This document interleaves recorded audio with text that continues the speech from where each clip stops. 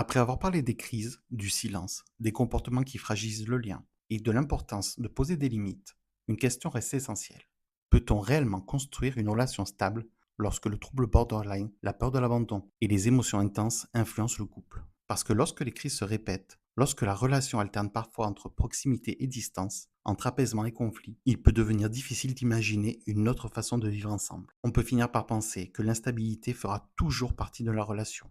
Et pourtant, une relation plus stable est possible. Mais il est important de comprendre ce que signifie réellement le mot stabilité. Une relation stable n'est pas une relation sans émotion. Ce n'est pas une relation sans désaccord. Ce n'est pas non plus une relation dans laquelle plus aucune crise ne se produit jamais. La stabilité, c'est plutôt la capacité à traverser les difficultés sans que chaque conflit menace immédiatement l'existence même du couple. C'est pouvoir être en désaccord sans forcément parler de rupture. Pouvoir demander de l'espace sans disparaître complètement. Pouvoir ressentir une émotion forte sans que cette émotion décide de tout. Et surtout, pouvoir revenir vers l'autre après un moment difficile. Mais cette stabilité ne peut pas reposer sur une seule personne. Le partenaire ne peut pas porter la relation seul.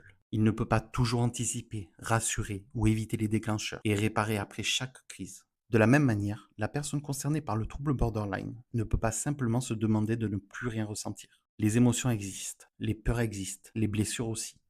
La stabilité se construit donc dans ce que chacun fait de ce qu'il ressent, dans la capacité à reconnaître ses réactions, à prendre sa part de responsabilité, à entendre ce que l'autre vit et à modifier progressivement les comportements qui font souffrir. Cela demande aussi des repères, des limites claires, des façons de communiquer qui deviennent plus prévisibles.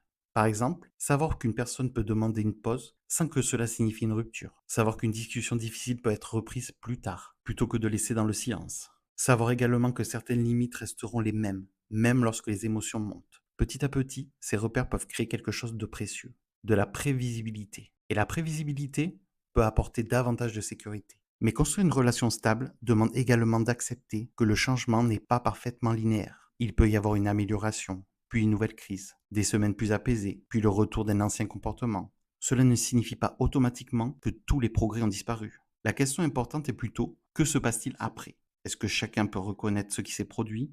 Est-ce qu'il y a une réparation, une réflexion, un changement, même petit, dans la manière de traverser la situation suivante? Parce qu'une relation se stabilise rarement grâce à une grande promesse. Elle se stabilise davantage grâce à des petits comportements répétés dans le temps. Prévenir plutôt que disparaître, revenir après une discussion difficile, respecter une limite, reconnaître une erreur, demander de l'aide lorsque cela est nécessaire. La stabilité n'est donc pas l'absence totale de difficultés, c'est une création progressive d'une relation dans laquelle les difficultés ne détruisent plus systématiquement tout ce qu'il y a autour. Et l'une des étapes les plus importantes de cette construction est la confiance. Parce qu'après plusieurs crises, des paroles blessantes, des silences et des ruptures répétées, le lien peut continuer d'exister alors que la confiance, elle, a été profondément fragilisée. Dans le prochain épisode, nous allons voir comment reconstruire la confiance après une crise et pourquoi dire simplement «je suis désolé» ne suffit pas toujours à réparer ce qui est abîmé. Merci d'être là. Si tu veux approfondir ces mécanismes, tu peux retrouver des articles, des témoignages et des ressources sur le site ensembleborderline.fr. À très bientôt pour le prochain épisode.